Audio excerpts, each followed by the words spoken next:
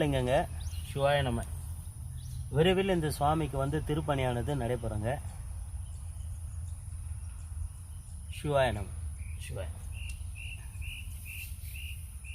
பழமையான சிவலிங்கம் சுழம்புலிங்கம்.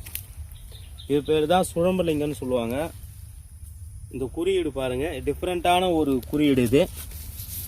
தெரியுதுங்களா? குறியீடு பாருங்கள், டிஃப்ரெண்ட்டான குறியீடு. சுவாமி வந்து சுழம்புலிங்கமாக இருக்கார்.